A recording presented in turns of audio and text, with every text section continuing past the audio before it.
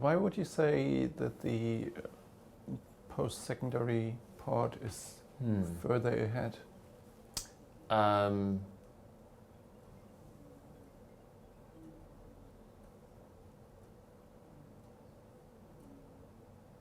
Well, I don't, actually that might have been a profound statement. From a departmental level, I think it was further ahead.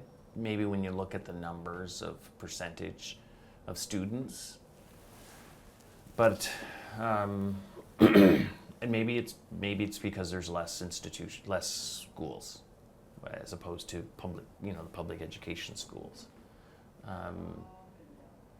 The other factor could be with post-secondary and employment programs in New Brunswick. We have a lot more funding provided by the federal government that's supplemented by the federal government as well. So maybe that is something that that helps helps move inclusivity. I'm not saying there's no work to be done in post-secondary and employment. For instance, we just passed legislation to make to provide rights to people working with intellectual disabilities to a standard minimum wage, which in most places in our country and around the world, people with intellectual disabilities are not mandated to earn a minimum wage, so they can be on a training stipend for years on end. And in New Brunswick, we just passed legislation last year that we advocated to put in place to protect minimum wage, as an example. So there's still lots of work to do. Mm-hmm. What is the minimum wage in? Minimum wage in New Brunswick, the dollar amount, it's like $15 and some cents per hour. Okay. That's quite impressive because... Yeah. But then but then people with intellectual disabilities could work for $20 a week, basically through a sheltered kind of training program or workshop. So when I say the post-secondary and employment sector is more inclusive, maybe not.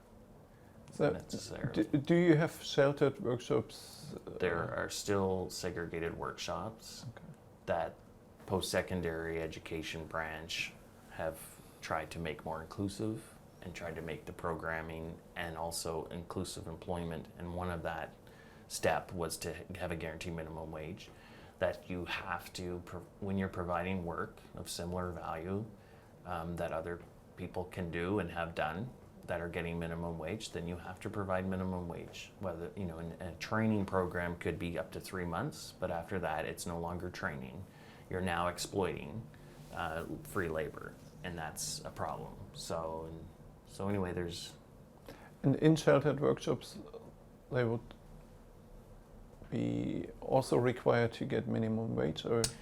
Yeah, it's a fine line, but technically if they're running an initiative or an enterprise or a business, then they will have to provide minimum wage. Okay, that's cool. Because sometimes they will produce printing or produce pallets or build something. Well, it's great to have training for up to 3 months, like a training program in private colleges or community or wherever. But at some point in time, it's no longer training, it's exploitation by some of those workshops. So we're just saying that you have to treat people with value, and everyone wants to earn a good wage. There's a lot of dynamics to that issue too, but one is if you get a government disability or a supplement or benefit, then you can earn a certain amount of money, but after the government will say, once you earn up to a certain amount, we're going to claw your benefit back. So then parents and families sometimes don't want to lose their benefit. So that's one issue we have to work around and say, let's increase the benefit then. Let's increase the threshold of how much we're able to earn. Let's stop clawing back and penalizing when there's, and also,